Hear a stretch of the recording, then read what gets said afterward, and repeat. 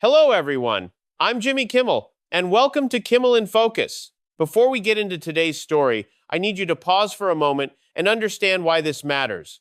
This isn't just another headline you scroll past. This is about credibility. It's about openness.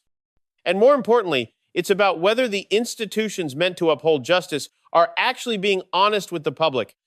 So before we go any further, do me a favor, hit that subscribe button. I'm speaking directly to you because you're not someone who blindly believes whatever you're told. You question narratives. You want proof. And that's exactly what we stand for here at Kimmel in Focus. Now let's talk about what happened over the Christmas holidays because it has legal experts across the country furious. On Christmas Day, President Donald Trump posted a holiday message wishing a Merry Christmas to, quote, the many sleazebags who loved Epstein. An interesting phrase, to say the least, but that post isn't the real bombshell. The real shock came just one day earlier, on Christmas Eve, when the Department of Justice made a stunning announcement. They claimed to have suddenly uncovered more than 1 million additional documents that could be connected to the Jeffrey Epstein investigation. 1 million documents just found. Here's where it gets troubling. Under a law signed by Trump himself back in November, all DOJ documents related to Epstein were legally required to be released by Friday, December 19th. That deadline passed. And now the DOJ says they need a few more weeks to review documents they say they didn't know existed. Ask yourself honestly, does that make sense? Nick Ackerman doesn't think so. He's a former assistant special Watergate prosecutor and a former assistant U.S. attorney for the Southern District of New York. This is someone who understands exactly how the Justice Department operates. He knows how evidence is tracked, stored, and reviewed. And when he heard about this so-called surprise discovery, his reaction was immediate. His words, total nonsense. Here's why his response matters. First of all, the DOJ had to know these documents existed. These aren't dusty files forgotten in a random storage room. These are federal records tied to one of the most notorious criminal cases in modern history. Ackerman pointed out something critical. Earlier this year, before May, Attorney General Pam Bondi had FBI agents reviewing these very files to determine whether President Trump's name appeared in them. Think about that. If they were already reviewing the documents, then they already knew where they were. They already knew how many existed, and they already had access to them. So how exactly do you discover 1 million more documents on Christmas Eve? And it gets even worse. Ackerman explained that when prosecutors handle cases like Epstein's or Ghislaine Maxwell's, they're legally required to provide all potentially exculpatory evidence to the defense. This is known as a Brady obligation based on a Supreme Court ruling. To meet that obligation, prosecutors must gather every relevant document from every federal agency, the FBI, the FAA, and any others involved. That means the Southern District of New York, which prosecuted both Epstein and Maxwell, would have collected all these files years ago. Todd Blanche, who is now overseeing this matter, previously worked as an assistant U.S. attorney in that same district. He should understand this process better than almost anyone. So the claim that the DOJ is suddenly shocked by the existence of these documents simply doesn't hold up. Now, some might argue that reviewing and redacting such a massive number of documents takes time. That's fair, redactions matter. Victims must be protected. Sensitive details must be removed. But Ackerman shut that argument down too. According to him, the DOJ already knows who the victims are. Redacting their names is straightforward. There are no national security concerns here. No classified intelligence issues. No valid justification for such extreme delays. In his words, this excuse is simply weak. And he's not alone. Criticism of Pam Bondi's handling of this situation has come from both sides of the political aisle. When bipartisan voices are raising alarms, that should concern everyone.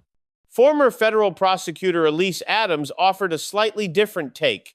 She believes this may be more about incompetence than an intentional cover-up. Early searches, she explained, were limited to documents directly tied to Epstein's criminal cases. But once Congress passed the law in November, the scope expanded dramatically, requiring searches across all federal agencies for any mention of Epstein. She says the volume doesn't shock her, the timing does. They've had more than a month to prepare. Instead, They waited until after the deadline to admit they weren't ready. Now they claim to have hundreds of attorneys working nonstop to catch up. That's not transparency, that's damage control. And the rollout of these documents has been a complete mess. Multiple times, the DOJ released materials only to retract them hours later, saying additional redactions were needed. When documents were finally made public, they were almost entirely blacked out, page after page of unreadable text. This isn't how federal disclosures are supposed to work. Even the Mueller report, which contained sensitive information, allowed the public to understand the overall narrative. Here, there is no narrative, just black ink. Many of these documents date back to 2010 or earlier. As Ackerman stated, there's simply no excuse for this level of mishandling. Now let's talk about what this is doing to public trust. Ackerman didn't mince words. He said public confidence in the DOJ is essentially gone. In his view, Pam Bondi has lost all credibility, whether in courtrooms or in public statements. Those are serious accusations. But looking at this situation, it's hard to argue otherwise. And consider the survivors of Epstein's abuse. Several survivors and their attorneys have spoken out, saying they were never notified about the document releases. They weren't consulted, they weren't protected. One survivor advocate said the government's actions made them feel violated all over again. Many of these individuals supported Donald Trump, believing he would deliver accountability. Now they're watching the Justice Department stumble in ways that deepen distrust and fuel suspicion. As one commentator put it, this entire process feeds conspiracy theories, and he's right. Republicans push for these releases in the name of transparency.